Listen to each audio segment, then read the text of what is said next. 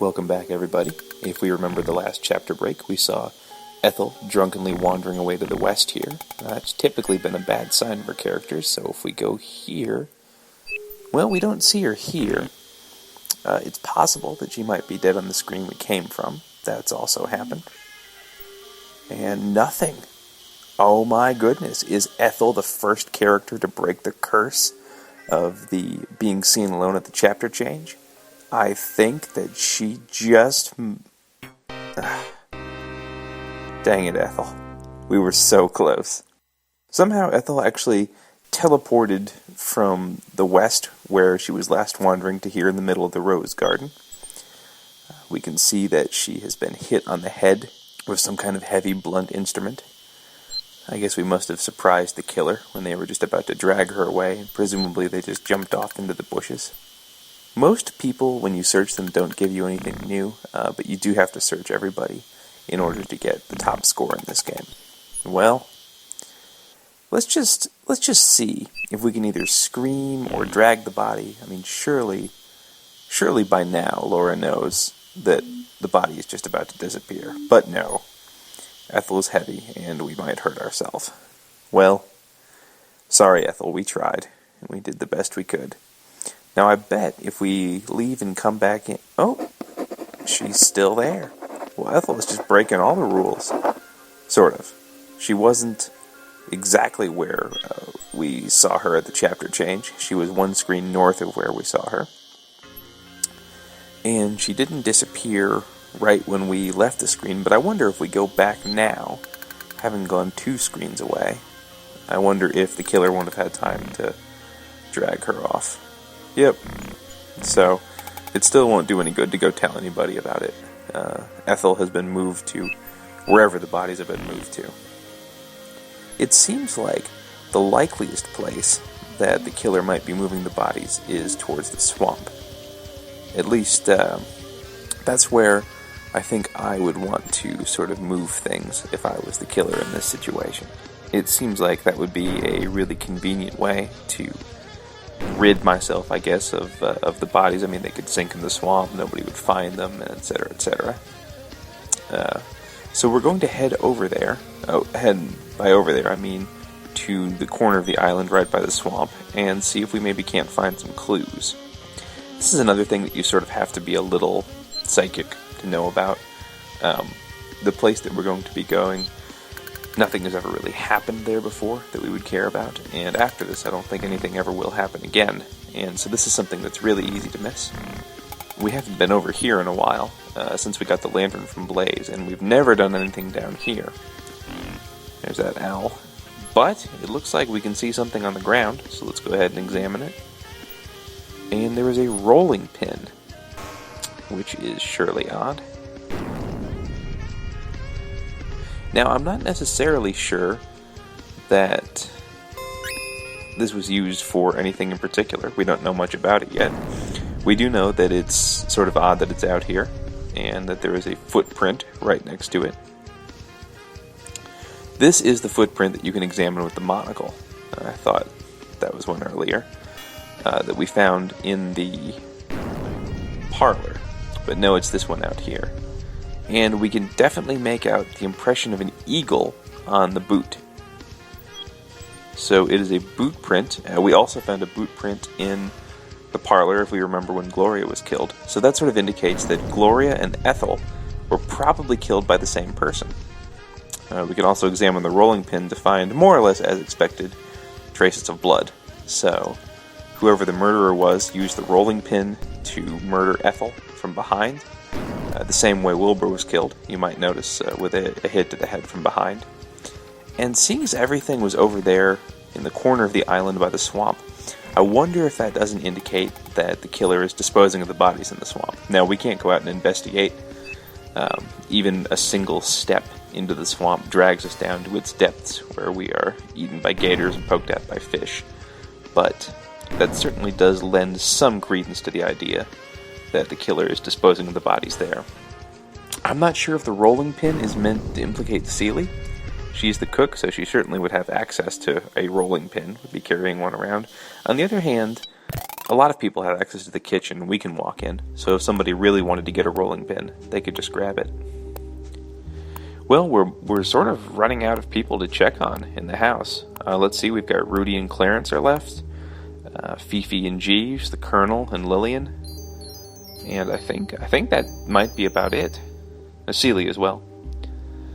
So let's go up and see what Fifi is up to.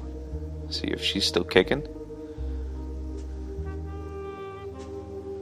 This is a scene of one of the Easter eggs, I think, that's supposed to be sort of more famous in the game. If you're into this kind of thing, I'll be showing it off.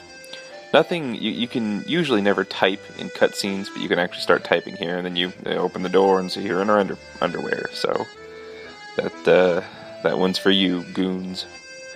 It's just sort of a weird scene in general. I guess we walked in right as she was changing, but she is making herself pretty and starts to walk just like Laura does, with that little arms off to the side, whatever that's supposed to be, little sachet. There's some conversation to be had here, but I will show that off in the thread as opposed to making you sit through watching me talk about all of it. I think we can probably guess who she's making herself pretty for. There have been a lot of clues, and we've even seen a love scene between her and Jeeves, so unless I greatly miss my mark, I would guess that she is preparing for a date with Jeeves later on in the evening. She's moved the cognac up there. I guess they've both finished their chores, and ignoring the rapidly disappearing family members, they've decided to have a little soiree, presumably some music and dancing and things like that.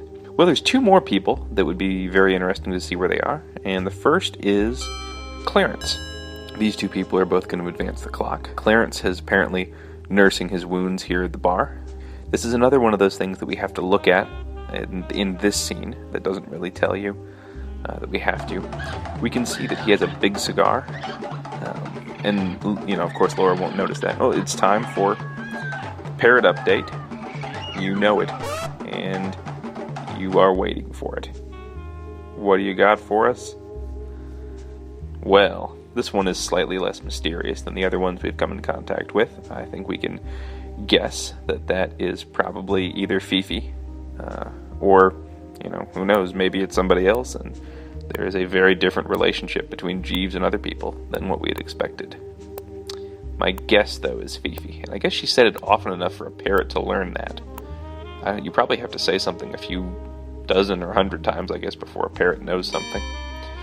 Anyway, the other person is Rudy. So we looked at Clarence's cigar, noticed that it was big, and now we see that Rudy is also back in the house, getting some coffee and pie. Both Clarence and Rudy have a lot of very interesting dialogue that, again, I'll be showing off in the thread. We can see that silhouette moving in the background.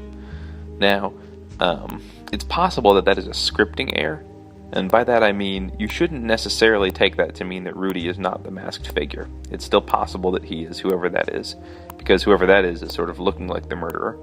But if you want to assume that it was not a scripting error, that might be a piece of evidence that Rudy is at least not the person wearing the boots with the insignia on them, and is not therefore the killer of at least Gloria and Ethel. Either way, he is just enjoying a piece of pie. Now, the Colonel's still around, and as is usual, I think we ought to take a look in the secret passage before we just go barging in and seeing what he's up to. See if we can see anything. And it looks indeed like he is having a conversation with Lillian. Now, this ought to be very interesting, as we know that Lillian has been sort of obsessing about him. And it looks like she's bringing to his attention the things that she was concerned about talking to us. This conversation is one of my favorite in the entire game, because Colonel Dijon is just such a jerk. Wait for it. I mean, that was even sort of mean there. But here's clearly this very distressed young woman who really is feeling off-put and feeling neglected. Look at that! You thought that. You were wrong.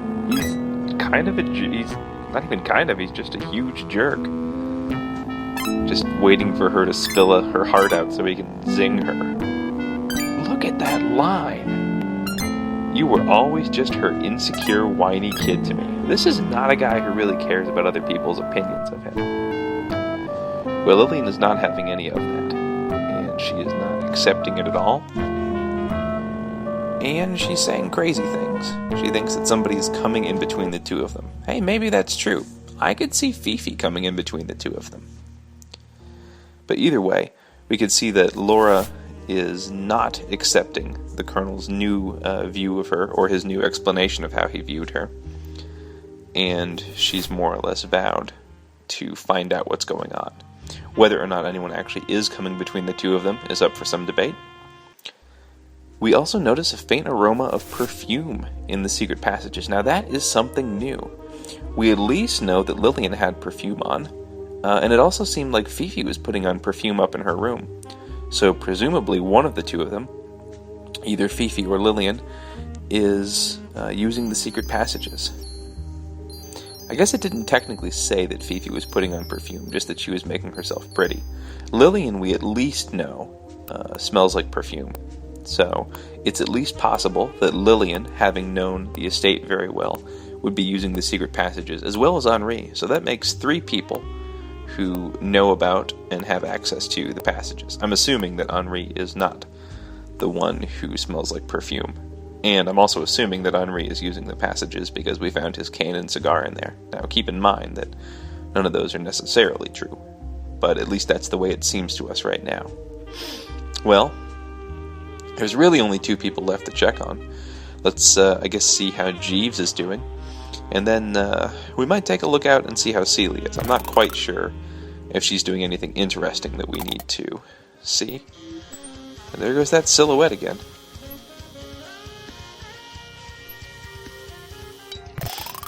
Fifi was getting ready for their date later, if we remember, so it could be that Jeeves is doing something similar. And, oh my goodness, we have shirtless Jeeves to contend with now. I also note that if you stand here for long enough, you can see that Jeeves apparently suffers from crippling OCD, as he will wash his hands and brush his teeth again and again and again. And those are the only 2 things he will do. So he just wants to make sure his hands and teeth are spotless for his love, Fifi. Wonder if he knows about her and the Colonel. I sort of suspect not, but really, normally it would just be Fifi, Jeeves, the Colonel, and Celie out here on the island, so you'd think that kind of thing would be hard to disguise. Well, anyway, he's got some flowers for her, so that'll be a nice surprise. I decided to go out and take a look and see where Celie was. And I edited out this part, actually, because she is out there in her cabin, not doing anything exciting. There's a conversation that I'll post in the thread that you can have with her, but she doesn't advance the time. She invites you in, she'll have a short conversation with you, but nothing really of much substance. Well, we haven't made any progress in the side quest this plot because video game scarcity is still in effect, and we don't have any way to light the lantern. We have discovered the body of Ethel. We also found out that the murder weapon, presumably, that was used to kill Ethel, was a rolling pin, which had traces of blood on it, and was laid out by the edge of the mansion, sort of by the swamp. And we saw that there was an eagle insignia in a boot print out there, so we finally made out something distinctive. Maybe we'll find something to confirm that later. Well, let's go back and see what the Colonel's up to now that he's talked to Lillian.